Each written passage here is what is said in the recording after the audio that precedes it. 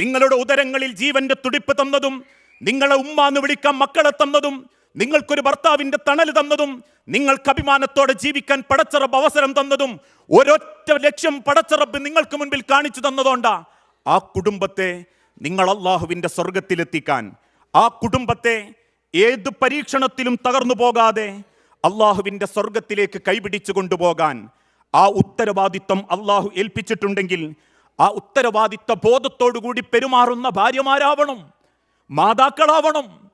എൻ്റെ കുടുംബത്തെ എനിക്ക് സ്വർഗത്തിലെത്തിക്കണം, എൻ്റെ കുടുംബത്തിൽ എനിക്ക് ദീനുണ്ടാക്കണം എന്ന ചിന്തയോടെ ജീവിക്കുന്ന മാതാക്കൾ. അതുകൊണ്ടാണല്ലോ അള്ളാഹുവിൻ്റെ പ്രവാചകൻ സല്ലല്ലാഹു അലൈഹി വസല്ലം പറഞ്ഞതും റഹിമല്ലാഹു ഇമ്രഅത്തൻ, ഒരു പെണ്ണിന് പടച്ചോൻ സദാ ബർക്കത്ത് കൊടുക്കും. ഞാനിത് പറയുമ്പോൾ എൻ്റെ ഉമ്മാർക്ക് എന്നോട് ദേഷ്യം തോന്നരുത്. ഭാര്യമാർക്ക്, പല മാതാക്കൾക്കും ഭാര്യമാർക്കും ഒരു തെറ്റിദ്ധാരണ ഉണ്ട്, നമ്മളെ ഈമാൻ മാത്രം ക്ലിയറാക്കിയാൽ മതിയെന്ന്. ഞാൻ ഖുർആൻ ഓതും, ഞാൻ നിസ്കരിക്കും, ഞാൻ സുന്നത്ത് നിസ്കരിക്കും, ഈ ഒരു കാര്യത്തിൽ മാത്രം സ്വന്തം ശ്രദ്ധ ചെലുത്തി ജീവിക്കുന്ന ഭാര്യമാരുണ്ട്, മാതാക്കളുണ്ട്. അല്ലാഹു തആല അത് മാത്രമല്ല ഉമ്മമാരെ ഏൽപ്പിച്ചിട്ടുള്ളത്. നിങ്ങളുടെ കുടുംബത്തെ അള്ളാഹുവിൻ്റെ സ്വർഗത്തിലെത്തിക്കണം, ആ കുടുംബത്തിന് ദീനുണ്ടാക്കി കൊടുക്കണം, ആ കുടുംബത്തിന് ദീനിലേക്ക് എത്തിക്കാൻ വേണ്ടി പരിശ്രമിക്കണം. റഹിമല്ലാഹു ഇമ്രഅത്തൻ, അള്ളാഹു ഒരു പെണ്ണിന് സദാ ബർക്കത്ത് കൊടുത്തിരിക്കുന്നു. എന്താ അവളുടെ ലക്ഷണം? നമസ്കാരത്തിന് സമയമാകുമ്പോൾ എഴുന്നേൽക്കുകയും ഉദു എടുക്കുകയും എഴുന്നേൽക്കാൻ മടിക്കുന്ന ഭർത്താവിനെ വിളിച്ചുണർത്തുകയും ചെയ്യുന്ന പെണ്ണ്. എഴുന്നേൽക്കാൻ മടി കാണിക്കുന്ന ഭർത്താവിൻ്റെ മുഖത്ത് വെള്ളം തളിച്ച് അയാളെയും കുടുംബത്തെയും നമസ്കാരത്തിലേക്ക് പങ്കുകാരാക്കാൻ, ഒരുമിച്ച് കൂട്ടാൻ വേണ്ടി പരിശ്രമിക്കുന്ന പെണ്ണിന് റഹിമല്ലാഹു ഇമ്രഅത്തൻ, ആ പെണ്ണിന് പടച്ച റബ്ബ് സദാ ബർക്കത്ത് കൊടുത്തിരിക്കുന്നു എന്ന് അല്ലാഹു തആല പറയുമ്പം നമ്മൾ നമസ്കരിക്കുക, നമ്മൾ ഖുർആൻ ഓതുക, നമ്മൾ അത്യാവശ്യം ദീനീ ചിട്ടയിൽ നടക്കുക എന്നത് മാത്രമല്ല അള്ളാഹു ഏൽപ്പിച്ച ഉത്തരവാദിത്വം. നമ്മളെ കുടുംബത്തെ അള്ളാഹുവിൻ്റെ സ്വർഗത്തിലെത്തിക്കാൻ വേണ്ടി ഓരോ മാതാക്കൾക്കും പരിശ്രമിക്കാനും പണിയെടുക്കാനും സാധിക്കണം. ജീവിതത്തിൽ നാളെ അള്ളാഹുവിൻ്റെ കോടതിയിൽ, അള്ളാഹുവിൻ്റെ മുൻപിൽ, എൻ്റെ ഭർത്താവിൻ്റെയും മക്കളുടെയും മുൻപിൽ അഭിമാനത്തോടെ എനിക്ക് നിൽക്കണം എന്ന ചിന്തയിൽ പ്രവർത്തിക്കുന്ന, കുടുംബത്തെ സംവിധാനിക്കുന്ന ഉമ്മമാരാകണം. എൻ്റെ ജീവിതത്തിൽ, നമ്മളെ ഓരോരുത്തരുടെ ജീവിതത്തിലും ചിന്തിച്ചു നോക്കൂ, സ്വന്തം ഭാര്യയെ ഓർത്ത് സന്തോഷം കൊണ്ട് കരയുന്ന ഭർത്താക്കന്മാരെ ഞാൻ കണ്ടിട്ടുണ്ട്. എൻ്റെ ഭാര്യ കാരണമാണ് ഞാൻ മാറിയത് എന്ന് സമാധാനത്തോടെ പറയുന്നവർ. അവളുള്ളതുകൊണ്ടാ ഉസ്താദെ ഞാൻ പല ഘട്ടത്തിലും പിടിച്ചു നിന്നത്.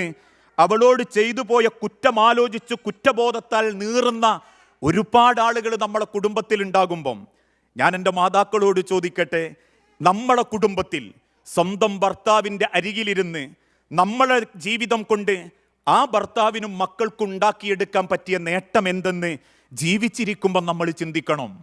മരിച്ചു കഴിഞ്ഞിട്ട് പടച്ചോൻ്റെ കോടതിയിൽ വെച്ച് ചിന്തിക്കുന്നതിനേക്കാൾ അള്ളാഹുവിൻ്റെ ദുനിയാവിൽ നിന്ന് എൻ്റെ മക്കൾക്ക് ഞാനാണ് മാതൃക, ഭംഗിയേക്കാൾ സ്വഭാവത്തിൻ്റെ ഭംഗി ഉണ്ടാക്കാനും ആ സ്വഭാവത്തിൻ്റെ ഭംഗി ദീനിലാണെന്ന് ചിന്തിക്കാനും അതുവഴി കുടുംബത്തെ അള്ളാഹുവിൻ്റെ സ്വർഗത്തിലെത്തിക്കാനും നമ്മിൽ എത്ര പേർക്ക് സാധിച്ചിട്ടുണ്ട് എന്ന് ഈ ജീവനുള്ള കാലത്ത് നമ്മൾ ഓരോരുത്തരും ചിന്തിച്ചു നോക്കണം. ഒരിക്കൽ ബനൂ ഇസ്രായേലിൽപ്പെട്ട ഒരു മാതാവ് കുഞ്ഞിന് ജന്മം കൊടുക്കുകയും ആ കുഞ്ഞിനെ മടിയിലിരുത്തുകയും ആ കുഞ്ഞിന് മുലയൂട്ടിക്കൊണ്ടിരിക്കുന്ന സമയത്ത് ഒരു കണ്ടാൽ സുന്ദരനായ ഒരു മനുഷ്യൻ ആ കുഞ്ഞിൻ്റെ അരികിലൂടെ നടന്നുപോയി. ഏതൊരാളും നോക്കിപ്പോകുന്ന സൗന്ദര്യമുള്ള ആ മനുഷ്യൻ നടന്നുപോയപ്പോൾ ഈ മാതാവ് പ്രാർത്ഥിച്ചു, പടച്ചോനെ എൻ്റെ കുഞ്ഞിനെ ഇയാളെപ്പോലെ സൗന്ദര്യമുള്ളവനാക്കണം, ഇയാളെപ്പോലെ സർവ്വജനങ്ങളും നോക്കുന്ന ഒരു വ്യക്തിയാക്കണം. ഇത് കേട്ടപ്പം തൊട്ടിലിൽ നിന്ന് സംസാരിച്ച ബനൂ ഇസ്രായേലിയരിലെ രണ്ടാമത്തെ കുട്ടി, ആ കുട്ടി ആ തൊട്ടിലിൽ വെച്ച് സംസാരിച്ചത്, അഥവാ ശൈശവത്തിൽ കുഞ്ഞായി ജനിച്ച ഉടനെ സംസാരിച്ച കുട്ടികളുടെ 3 പേരിൽ ഒന്ന് ഈ കുട്ടിയാ. ഒന്ന് ഈസാ നബി അലൈഹിസ്സലാത്തു വസ്സലാമ, രണ്ടാമത്തേത് അള്ളാഹുവിൻ്റെ തിരുദൂതൻ പരിചയപ്പെടുത്തിയ ജുറൈജ്, മാതാവിൻ്റെ സലാം കേട്ടിട്ടും തിരിച്ച് സലാം മടക്കാത്തതിൻ്റെ പേരിൽ ആട്ടിടയനുമായി ലൈംഗിക ബന്ധത്തിലേർപ്പെട്ട് ഗർഭിണിയായ വേശ്യപ്പെണ്ണിനാൽ സംശയിക്കപ്പെട്ട ജുറൈജിൻ്റെ കുട്ടി, ആ വേശ്യപ്പെണ്ണ് പ്രസവിച്ച കുട്ടി. മൂന്നാമത്തെ കുട്ടി ഈ ബനൂ ഇസ്രായേലിൽപ്പെട്ട കുട്ടിയാ. ഇത് കേട്ട ഉടനെ ആ കുട്ടി തിരിച്ചു പ്രാർത്ഥിച്ചു, ഇല്ല റബ്ബേ, ഒരിക്കലും ഇയാളെപ്പോലെ നീ എന്നെ ആക്കരുത്. അല്പകാലം ദിവസം കഴിഞ്ഞ് വീണ്ടും ആ മാതാവ് തൻ്റെ കുട്ടിയെ തൊട്ടിലിൽ കിടത്തുമ്പോൾ കണ്ടാൽ സങ്കടം തോന്നുന്ന ദരിദ്രയായൊരു അടിമ സ്ത്രീ അതിൻ്റെ അരികിലൂടെ പോയി.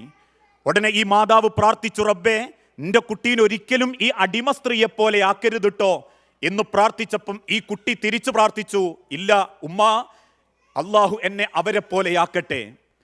പിന്നീട് ഇസ്ലാമിക ചരിത്രം വിശദീകരിക്കുന്നുണ്ട്, ആദ്യം ആ കുട്ടി പ്രാർത്ഥിച്ചത് എന്നെ ഇയാളെ പോലെയാക്കരുത് എന്ന് പറഞ്ഞത് അയാൾക്ക് സൗന്ദര്യമേയുള്ളൂ, അയാൾക്ക് നല്ല തറവാടേ ഉള്ളൂ, അയാൾക്ക് നല്ല വെളുപ്പേ ഉള്ളൂ, അയാളുടെ ഉള്ളു കറുപ്പായിരുന്നു.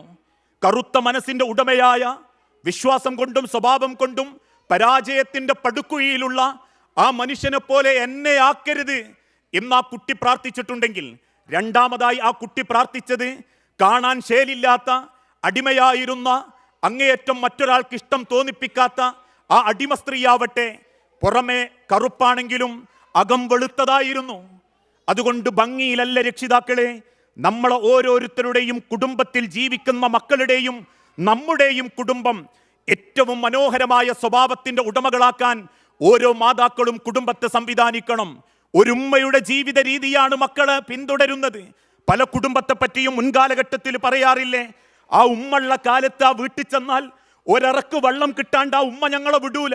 ഇന്ന് ആ വീട്ടിലേക്ക് ചെന്നാൽ ആ വീട്ടിലേക്ക് കയറി ചെല്ലാൻ പോലും തോന്നാത്ത സ്ഥിതിക്ക് ആ വീട്ടിലുള്ള ആളുകളുടെ പെരുമാറ്റം കുടുംബത്തിലെ പലരെയും സങ്കടപ്പെടുത്തുന്നുണ്ടെങ്കിൽ, അള്ളാഹുവിന്റെ തിരുദൂതൻ പഠിപ്പിച്ചതുപോലെ അൽ ഉമ്മു അവ്വലുൽ മദ്രസ, നമ്മളുടെ മാതാക്കളായിരിക്കണം കുടുംബത്തിന്റെ ഒന്നാമത്തെ മദ്രസ.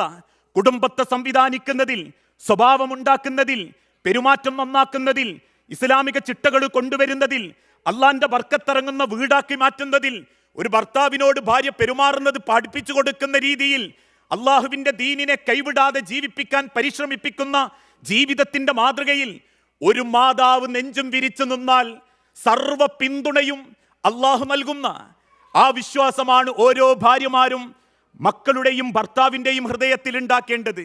ഒരു ഭർത്താവിന് അഭിമാനത്തോടെ ചിന്തിക്കാൻ പറ്റണം, ഞാനില്ലെങ്കിലും, എൻ്റെ അഭാവമുണ്ടെങ്കിലും, ഞാൻ തിരക്കിലാണെങ്കിലും എൻ്റെ ഭാര്യ അവൾ എൻ്റെ കുടുംബത്തെ സ്വർഗത്തിലെത്തിക്കും എന്ന് ചിന്തിക്കുന്ന ഒരു ചിന്ത ഭർത്താവിൻ്റെ മനസ്സിലുണ്ടാക്കാൻ ഒരു ഭാര്യയ്ക്ക് പറ്റിയ, നാളെ പടച്ചോൻ്റെ സ്വർഗത്തിൻ്റെ 8 വാതിലുമാരെ അള്ളാഹു നിങ്ങൾക്ക് തുറന്നിരും.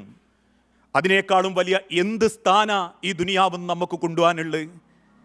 പടച്ച റബ്ബിൻ്റെ സ്വർഗ കവാടം തുറക്കപ്പെടാൻ അള്ളാഹുവിൻ്റെ തിരുദൂതൻ കൽപ്പിച്ചതാണെങ്കിൽ, നമ്മുടെ ജീവിതത്തിലേക്ക് ഭർത്താവിൻ്റെയും കുടുംബത്തിൻ്റെയും റബ്ബിൻ്റെ മലക്കുകളുടെയും ആദരവ് വാങ്ങി അള്ളാഹുവിൻ്റെ അരികിലേക്ക് മടങ്ങിപ്പോകുന്ന ഒരു ഉത്തമയ കുടുംബത്തിലെ നാഥയാവാൻ എൻ്റെ സഹോദരിമാർക്ക്, എൻ്റെ ഉമ്മമാർക്ക് സാധിക്കേണ്ടതുണ്ട്.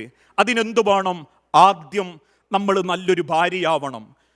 എൻ്റെ കുടുംബത്തിന് ഇഷ്ടപ്പെടുന്ന, എൻ്റെ ഭർത്താവിന് മാത്രം ഇഷ്ടപ്പെടുന്ന ഭാര്യ എന്നല്ല. പലരും തെറ്റിദ്ധരിച്ചിട്ടുണ്ട്, ഫസ്വാലിഹാത്തു ഖാനിതാത്തുൻ, നല്ല പെണ്ണെന്നാൽ അനുസരിക്കുന്നവളാണ്. ആരെ അനുസരിക്കുന്നവളാ? ഭർത്താവ് എന്തു തോന്നിവാസവും പറയുമ്പോൾ അനുസരിക്കുന്നവൾ എന്നല്ല. ഈ ദുനിയാവിൽ പടച്ചോൻ അനുസരിക്കരുത് എന്ന് പറഞ്ഞത് പടച്ച റബ്ബിന്റെ തീരുമാനത്തിനെതിരെ പ്രവർത്തിക്കുന്നത് വാപ്പയമ്മയാണെങ്കിൽ പോലും അതനുസരിക്കാൻ പാടില്ല എന്നാ. മറിച്ച് അനുസരിക്കുന്നത് റബ്ബിനെയാവണം. എന്നെ സൃഷ്ടിച്ച എൻ്റെ റബ്ബിന്റെ തീരുമാനം ഏതാണോ ആ തീരുമാനത്തിന്റെ കൂടെ നിൽക്കണം. ലോകത്തേറ്റവും നല്ല ഭാര്യ അള്ളാഹുവിനെ ഭയപ്പെടുകയും ആണിന്റെ മനസ്സറിയുകയും ആണിന്റെ ജീവിതത്തോട് ചേർന്ന് നിന്ന് ആ കുടുംബത്തെ സ്വർഗത്തിലെത്തിക്കാൻ വേണ്ടി പരിശ്രമിക്കുകയും ചെയ്യുന്ന ഒരു ഭാര്യയാവാൻ നമുക്ക് ഓരോരുത്തർക്കും സാധിക്കേണ്ടതുണ്ട്. ഓരോ പെണ്ണിൻ്റെയും ജീവിതം, അല്ലെങ്കിൽ ഓരോ ഭാര്യമാരുടെയും ജീവിതം ഭർത്താവിൻ്റെ ഹൃദയത്തിൻ്റെ മിടിപ്പ് തന്നെയാണ്.